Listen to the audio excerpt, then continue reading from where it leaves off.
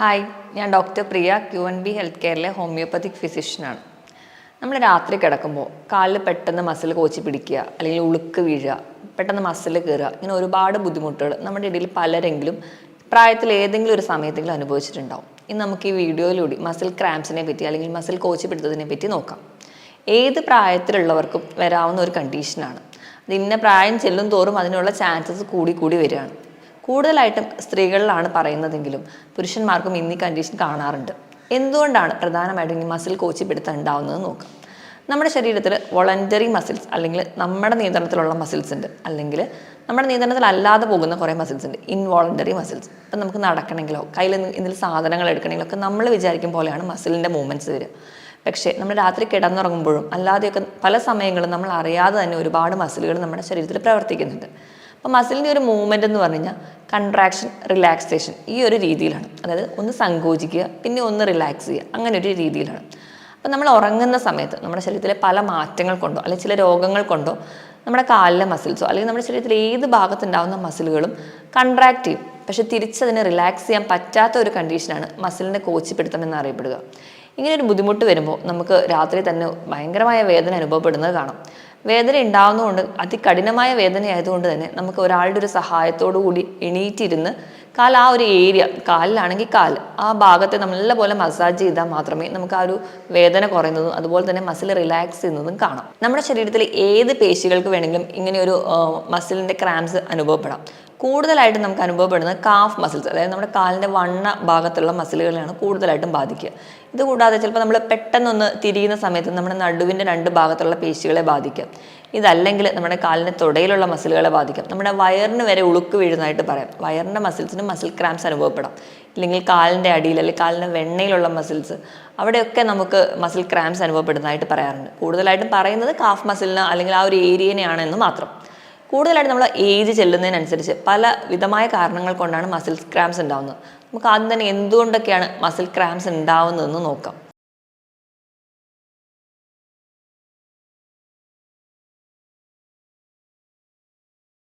നമ്മൾ ഏജ് ചെല്ലുമ്പോൾ നമ്മുടെ ശരീരത്തിൽ ഉണ്ടാകുന്ന ചില മാറ്റങ്ങൾ കൊണ്ട്, ഇപ്പം നമ്മൾ ഉദാഹരണം പറയുകയാണെങ്കിൽ നമ്മുടെ ശരീരത്തിൽ ഒരുപാട് മിനറൽസും വൈറ്റമിൻസും ഒക്കെ ഉണ്ടെങ്കിൽ മാത്രമേ ഈ മസിൽസിൻ്റെ കൺട്രാക്ഷൻ പ്രോപ്പറായിട്ട് നടക്കത്തുള്ളൂ. അപ്പോൾ നമ്മൾ വൈറ്റമിൻ ഡി നമ്മുടെ ശരീരത്തിൽ കുറയുകയാണെന്ന് വിചാരിക്കുക. വൈറ്റമിൻ ഡി എന്ന് പറയുന്നത് നമ്മൾ പുറത്ത് നിന്ന് വെയിൽ കൊള്ളുമ്പോൾ, അതായത് രാവിലെ ഒരു 11 മണി മുതൽ ഒരു 2 മണി വരെയുള്ള വെയിൽ കൊള്ളുമ്പോൾ കിട്ടുന്ന ഒരു വൈറ്റമിനാണ്. ഈ ഒരു വൈറ്റമിൻ നമുക്ക് വേണ്ട രീതിയിൽ ശരീരത്തിൽ ഇല്ലെങ്കിൽ നമുക്ക് മസിൽ ക്രാംസ് വരാം. ഈ വൈറ്റമിൻ ഡി ഉണ്ടെങ്കിൽ മാത്രമേ നമ്മൾ കഴിക്കുന്ന ഭക്ഷണത്തിൽ നിന്ന് കാൽസ്യം അബ്സോർബ് ചെയ്യുള്ളൂ. ശരീരത്തിൽ കാൽസ്യം കുറഞ്ഞാലും നമുക്ക് മസിൽ ക്രാംസ് വരാം.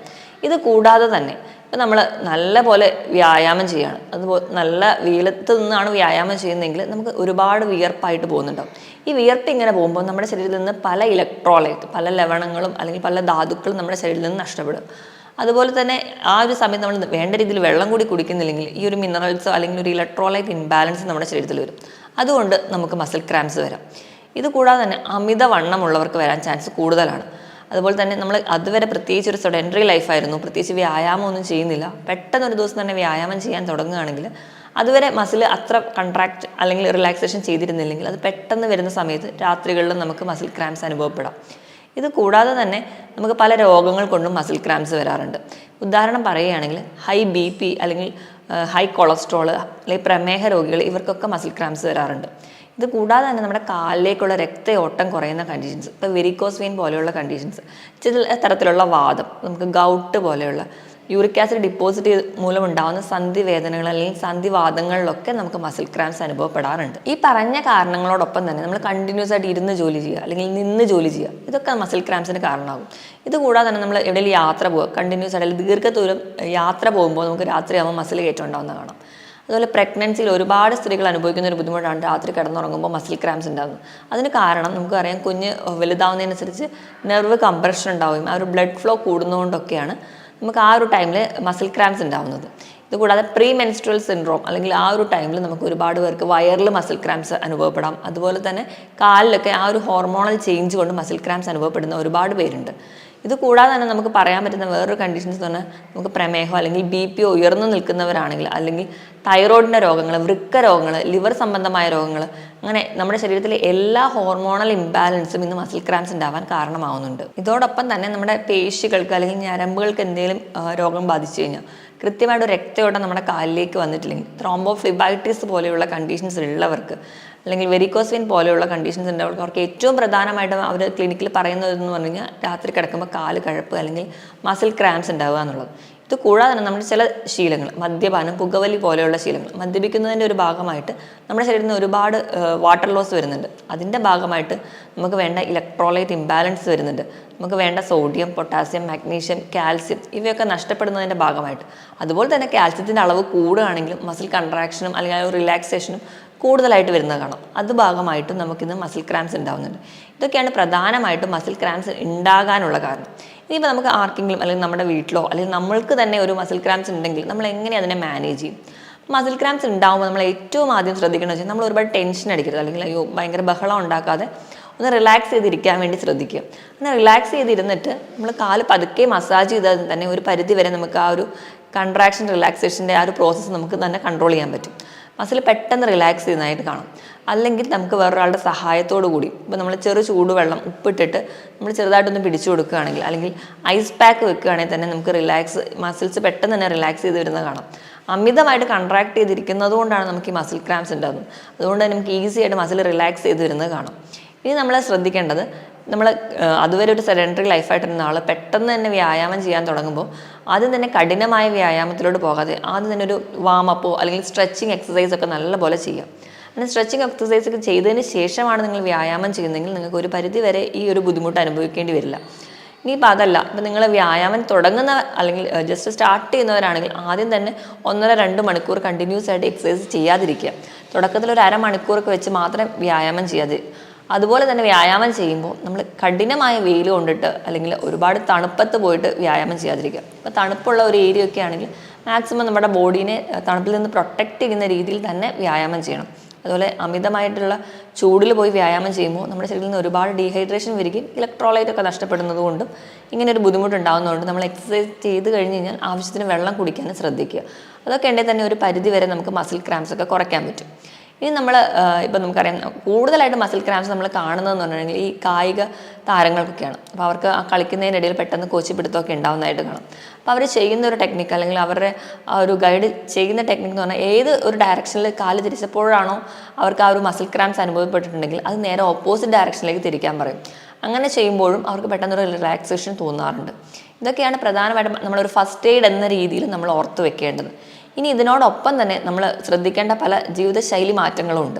അതിലൊന്നാമതായിട്ട് പറയുകയാണെങ്കിൽ അമിതവണ്ണം ഒരു കാരണമായതുകൊണ്ട് തന്നെ നമ്മുടെ ബോഡി വെയിറ്റ് എപ്പോഴും ഹൈറ്റിനനുസരിച്ച് തന്നെ നിലനിർത്താൻ വേണ്ടി ശ്രദ്ധിക്കുക. എങ്ങനെയെങ്കിൽ മാത്രം നമുക്ക് ഈ ഒരു കണ്ടീഷനിൽ നിന്ന് മാറ്റാൻ പറ്റും. അതല്ല, നമ്മൾ നല്ലപോലെ വെള്ളം കുടിക്കുക. നമ്മുടെ ശരീരഭാരത്തിനനുസരിച്ച് തന്നെ വെള്ളം കുടിക്കുക. 25 കിലോയ്ക്ക് 1 ലിറ്റർ എന്ന കണക്കെ നമ്മൾ നല്ലപോലെ വെള്ളം കുടിക്കാൻ വേണ്ടി ശ്രദ്ധിക്കുക. പിന്നെ നമ്മൾ ഭക്ഷണം കഴിക്കുമ്പോൾ അതിൽ നല്ല രീതിയിൽ നമ്മൾ പ്രോട്ടീൻ കഴിക്കുന്നു, കാർബോഹൈഡ്രേറ്റ് കഴിക്കുന്നു എന്നുള്ളതല്ല, നമ്മൾ നല്ല രീതിയിൽ മിനറൽസ് കഴിക്കുക. മിനറൽസ് നമ്മുടെ ശരീരത്തിന് ആവശ്യമുണ്ട്, അതിന് കിട്ടുന്നുണ്ടെങ്കിൽ തന്നെ ഒരു പരിധി വരെ നമുക്ക് ഈ ഒരു ബുദ്ധിമുട്ട് മാറ്റാൻ പറ്റും. പിന്നെ മദ്യപാനം, പുകവലി പോലെയുള്ള ശീലമുള്ളവരാണെങ്കിൽ മദ്യപാനത്തിൻ്റെ ഒരു ദോഷഫലം എന്ന് പറഞ്ഞിട്ടുണ്ടെങ്കിൽ നമുക്ക് ശരീരത്തിന് ഒരുപാട് വെള്ളം നഷ്ടപ്പെടുകയാണ്. അതിനോടൊപ്പം തന്നെ നമുക്ക് ഇലക്ട്രോലൈറ്റ് നഷ്ടപ്പെടുകയാണ്. രണ്ടാമത് പുകവലിയാണെങ്കിൽ നമുക്ക് പുകവലിയുടെ മൂലം തന്നെ നമ്മുടെ രക്തക്കൊഴലുകളൊക്കെ ബാധിക്കാറുണ്ട്. അങ്ങനെ ബാധിക്കുന്നതിൻ്റെ ഭാഗമായിട്ട് നമുക്ക് വേണ്ട രീതിയിലുള്ള ഒരു രക്തം നമ്മുടെ അവയവങ്ങൾക്ക് അല്ലെങ്കിൽ നമ്മുടെ മസിൽസിന് സപ്ലൈ ചെയ്യാൻ പറ്റാതെ വരികയും കൃത്യമായിട്ട് അവർക്കൊരു ഓക്സിജനോ അല്ലെങ്കിൽ ഗ്ലൂക്കോസോ കിട്ടാതെ വരും. അതിൻ്റെ ഭാഗമായിട്ട് മസിൽ ക്രാംസ് ഉണ്ടാവും. അപ്പോൾ അതുകൊണ്ട് നിങ്ങൾ പുകവലി, മദ്യപാനം പോലെയുള്ള ശീലമുള്ളവരാണെങ്കിൽ ആദ്യം അത് നിർത്താൻ വേണ്ടി ശ്രദ്ധിക്കുക. ഇനി നമ്മുടെ ഭക്ഷണത്തിൽ എന്തൊക്കെ ഉൾപ്പെടുത്തണമെന്ന് നോക്കാം. നമ്മൾ ഭക്ഷണം കഴിക്കുമ്പോൾ ഏറ്റവും കൂടുതൽ ശ്രദ്ധിക്കേണ്ടത് നമ്മൾ പൊട്ടാസ്യം, മഗ്നീഷ്യം, കാൽസ്യം ഒക്കെ അടങ്ങിയ ഭക്ഷണങ്ങളാണ് കൂടുതലായിട്ട് കഴിക്കേണ്ടത്. മഗ്നീഷ്യം എന്ന് പറയുമ്പോൾ നമുക്കറിയാം എന്തിലൊക്കെയാണ് കൂടുതലായിട്ടുള്ളതെന്ന്. ഇലക്കറികളിൽ, അതുപോലെ തന്നെ തവിടുള്ള ധാന്യങ്ങൾ, നമ്മൾ ചോറൊക്കെ വയ്ക്കുമ്പോഴും കുത്തരി ഉപയോഗിക്കാൻ വേണ്ടി ശ്രദ്ധിക്കുക. കാരണം അത് പോളിഷ്ഡ് റൈസ് ആകുമ്പം അതിൽ മഗ്നീഷ്യം നഷ്ടപ്പെടും. അതുകൊണ്ട് മാക്സിമം കുത്തരി ഉപയോഗിക്കാൻ വേണ്ടി ശ്രദ്ധിക്കുക. അതുപോലെ തന്നെ നമുക്ക് അവോക്കാഡോ പോലെയുള്ള ഫ്രൂട്ട്സ്, അതിൽ ധാരാളം പൊട്ടാസ്യം ഉണ്ട്. ഒരു അവോക്കാഡോ എടുക്കുകയാണെങ്കിൽ തന്നെ ഏകദേശം ഒരു 975 മില്ലിഗ്രാമോളം പൊട്ടാസ്യം അടങ്ങിയിട്ടുണ്ട്. ഏത്തപ്പഴം നല്ലൊരു സോഴ്സാണ്. പൊട്ടാസ്യത്തിൻ്റെയും മാഗ്നീഷ്യത്തിൻ്റെയും ഒക്കെ നല്ലൊരു സോഴ്സാണ് ഏത്തപ്പഴം. തണ്ണിമത്തൻ അതുപോലെ തന്നെ മാഗ്നീഷ്യത്തിൻ്റെയും പൊട്ടാസ്യത്തിൻ്റെയും നല്ലൊരു സോഴ്സാണ്. ഈ ഫ്രൂട്ട്സൊക്കെ സ്ഥിരമായിട്ട് കഴിക്കാൻ വേണ്ടി ശ്രദ്ധിക്കുക. കാൽസ്യം നല്ലപോലെ കഴിക്കാൻ വേണ്ടി ശ്രദ്ധിക്കുക. കാൽസ്യം കഴിക്കുമ്പോൾ നമ്മൾക്കറിയാം കാൽസ്യം അത് അബ്സോർബ് ചെയ്യണം. നമ്മുടെ ശരീരത്തിൽ അബ്സോർബ് ചെയ്യണമെങ്കിൽ വൈറ്റമിൻ ഡി അത്യാവശ്യമാണ്. അതുകൊണ്ട് തന്നെ ഒരു 10 മിനിറ്റെങ്കിലും ആഴ്ചയിൽ അല്ലെങ്കിൽ പറ്റുന്ന ഒരു 4-5 ദിവസമെങ്കിലും ഒരു 10 മിനിറ്റെങ്കിലും വെയിൽ കൊള്ളുക. 11 മണി മുതൽ 2 മണി വരെയുള്ള വെയിൽ സ്ഥിരമായിട്ട് നമ്മുടെ സ്കിന്നിൽ വീഴത്തക്ക രീതിയിൽ കൊള്ളുകയാണെങ്കിൽ ഒരു പരിധിവരെ വൈറ്റമിൻ ഡിയുടെ അഭാവം നമുക്ക് മാറ്റാം. അതുവഴി കാൽസ്യം അബ്സോർപ്ഷൻ നടക്കും. കാൽസ്യം ലഭിക്കാനായിട്ട് നമുക്ക് പാല്, മുട്ട, തൈരൊക്കെ കഴിക്കാവുന്നതാണ്. ഇലക്കറികളിലും ധാരാളം കാൽസ്യം അടങ്ങിയിട്ടുണ്ട്. അതോടൊപ്പം തന്നെ നമ്മൾ നട്ട്സ് അതുപോലെ തന്നെ തോടുള്ള മത്സ്യങ്ങളൊക്കെ കഴിക്കുകയാണെങ്കിൽ നിങ്ങൾക്ക് സെലീനിയം, സിങ്ക്, മഗ്നീഷ്യം പോലെയുള്ള മിനറൽസ് നിങ്ങൾക്ക് ലഭിക്കുന്നതാണ്. അപ്പം ഈ ഒരു ഭക്ഷണം ഇതൊക്കെ നമ്മൾ സ്ഥിരമായിട്ട് നമ്മൾ കഴിക്കുകയാണ്. നമ്മുടെ ബോഡി കൃത്യമായിട്ട് വ്യായാമമുണ്ട്, നമ്മുടെ ബോഡി വെയിറ്റ് കൃത്യമായിട്ട് മെയിൻറ്റെയിൻ ചെയ്യുന്നുണ്ട്, കൃത്യമായിട്ട് വെള്ളം കുടിക്കുന്നുണ്ടെങ്കിൽ നമുക്ക് ഈ ഒരു ബുദ്ധിമുട്ട് ഒരു പരിധി വരെയൊക്കെ കുറയ്ക്കുന്നതായി കാണാം.